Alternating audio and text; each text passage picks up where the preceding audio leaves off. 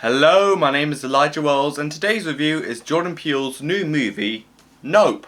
The story of Nope follows two siblings who own a horse ranch that basically use horse for like horse-related stunts. Being played by Daniel Cruella and Kiki Plummer. Find out they're getting invaded by aliens and being harassed by an unidentified flying object, or more commonly known as a UFO, and of course want to set up evidence about it by setting up cameras regardless what it will take, and no matter how many horses the so-called UFO will kidnap. Me and a lot of other people took a liking of Jordan Peele.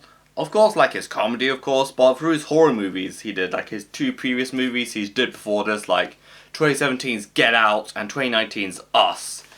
Yeah, he has proven himself to be one of the most interesting and one of the most visceral and very allegorical directors out there working in Hollywood at the moment.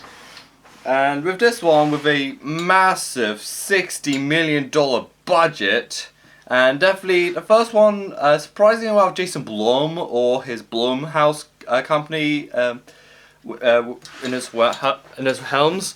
This is going to be a legitimately a very interesting movie, given that it's heading towards more of a sci-fi direction, rather than more of a psychological horror way, like his previous two movies did. And his transition from horror to sci-fi is very fluent at best, since it does keep his feet on the ground when it comes to like his horror theatric, which he seemed to have mastered already, even though this is like his third film he's done already. And also when he's using a lot of sci-fi tropes and anything that encompasses that genre, he really does that extraordinarily well for this, I could say. Besides the direction and the writing of Jordan Peele, which I really like for this movie. And of course, I will definitely give praise for its music, which is surprisingly really, really good for this movie, which I really like. I particularly like it during its third act, like just the complete range of strings and a complete chaotic sounds that the music does. And also, I really like the film's cinematography as well, even though it does consist quite a great bit of landscape shots, because almost the entirety of the movie takes place essentially in the middle of the Californian desert, or in a rural area of California. Again, even though I am a bit of a sucker for when it comes to cinematography, like I usually pick the black and white films for best cinematography, but I can say this can be a really, really strong contender for like cinematography awards, particularly in the BAFTAs and Oscars. Like, yeah, I believe even blending it in with the visual effects, it does look pretty exquisite. The other thing I really found to be really interesting is that it has Steven Yeun's character, Jupe, or Ricky, who is basically this former child actor who runs his theme park, which is centered around his characters, and of course his passion for like cowboys. And his backstory is like really interesting. It's really, really intense, as he basically witnesses his monkey pal who literally just physically assaults and just direct murder his co-stars. And when the monkey comes to Steven Yeun's flashbacks character, he turns to do a fist bump like he usually does with his character, until the monkey gets his own brains blown out.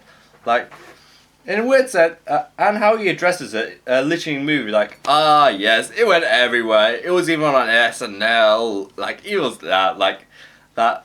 It was that chaotic. It was wild. Like, I think a normal person would just go to therapy. Like, I think the weird thing I've just find really, really weird about Steven Yeun's character is about his relationship to the monkey, particularly as it was set in the late 90s, and it was basically like a live telecast event. Like, he's totally chill about that. Like he's almost, in a way, he's kind of like sensationalizing it, sugarcoating it, or downright exploiting it. Like, he has a full-blown museum about the entire event. Like, yes, this and that. Like, you can't being a bit exploitative about this. Like, if I was in your shoes, I'd probably just keep my head down for like a few years and just go to therapy. Like, I just witnessed a monkey just like murder like my co-stars. Like, I don't think anyone like the right headspace would like kind of parade that around. I think people would just be like, were you okay? Were you traumatized? Like, I kind of just find that a little bit weird about this character. I mean, what I really like about this movie is that when it comes to like alien invasions, it keeps upping the ante. Like every time they introduce the alien character, like the alien ship. Like at first it was like you hear some screamings and just some metal objects just get thrown into the ground, killing the main character's father in the process after the coin just gets lodged into his eye. And also, you do see ships little by little just hiding by the cloud, but then you see the ship, then you see the ship itself just abduct a whole bunch of people, literally go above the main character's house, and just pour blood, like, on top of the house, like it's the plague. Like, just pours and it rains blood. Then, when you thought this wasn't creepy enough, and when you thought it hasn't upped the ante enough, it almost like blooms outwards, like a magnolia flower of some sort. Like it just blooms, and when it does chase character, it stays in that format. Once it devours anything, it'll just go back to its normal UFO shape, which I thought really like just the progression of how intense the UFO is. It's almost like Jaws, like. You only see shark little by little, but when it gets to the end, it comes at full force.